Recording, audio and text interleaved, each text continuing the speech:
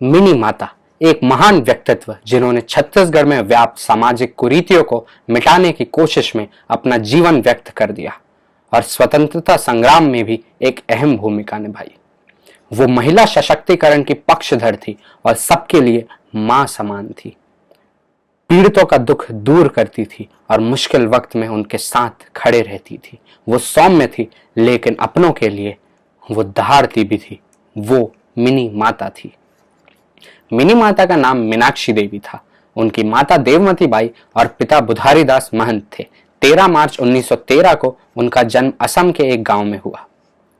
उनका जन्म भले ही असम में हुआ हो, पर छत्तीसगढ़ के लिए उन्होंने जो किया उसे मापा नहीं जा सकता।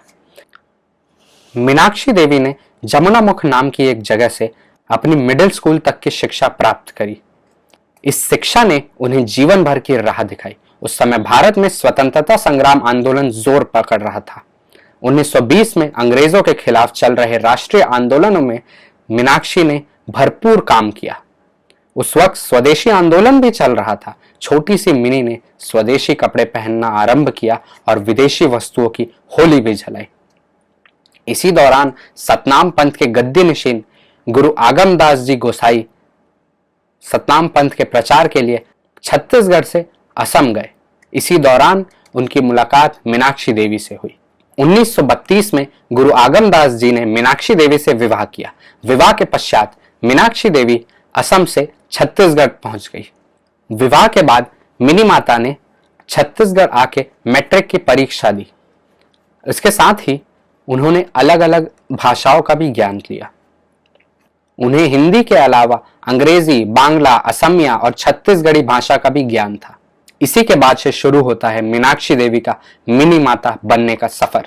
गुरु आगमदास जी के घर स्वतंत्रता सेनानियों का आना जाना लगा रहता था। इसी दौर में गुरु आगमदास के घर पंडित सुंदरलाल शर्मा, ठाकुर प्यारेलाल सिंह, डॉक्टर खूबचंद बघेल और भी कई राष्ट्र भक्तों का आना जाना लगा रहता था। इसी वातावरण का और इन सब से परिचय और मुलाकात का मीनाक्षी देवी के जीवन पर गहरा प्रभाव पड़ा और इन्हीं सोच विचारों ने उन्हें मीनाक्षी देवी से मिनी माता बना दिया।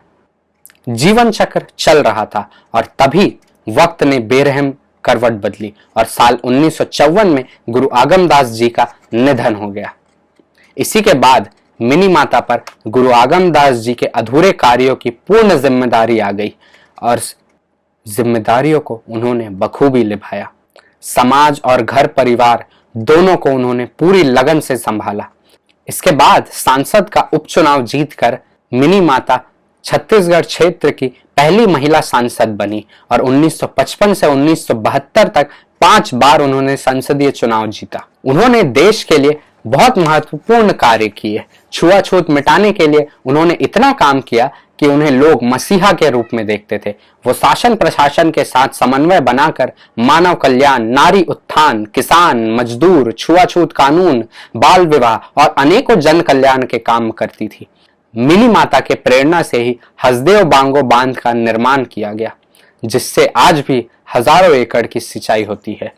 1968 में डाबरी गांव हत्याकांड के बाद संसद में उन्होंने अपनी ही पार्टी के खिलाफ रौद्र रूप धारण कर लिया और उन्होंने कहा कि मैं अपने समाज के ऊपर जुल्म होते नहीं देख सकती। उन्होंने ही संसद में अस्पृश्यता निवारण विधेयक पारित करवाया। इसी ऐतिहासिक कानून ने अनुसूचित जनजाति के लोगों को संवैधानिक संरक्षण का अधिकार दिया। बहुमुखी प्रतिभा की धनी मिनी माता के कार्यों के बारे में जितना भी कहें उतना कम है। उनके कार्यों का संपूर्ण विवरण करने में 4 मिनट तो क्या 4 दिन भी कम पड़ जाएं। इसी के साथ मैं प्रणव साहू बीबीए का छात्र स्वामी श्री स्वरूपानंद सरस्वती महाविद्यालय से अपनी वाणी को विराम देता हूं। जय जोहार, जय छत्तीसगढ़।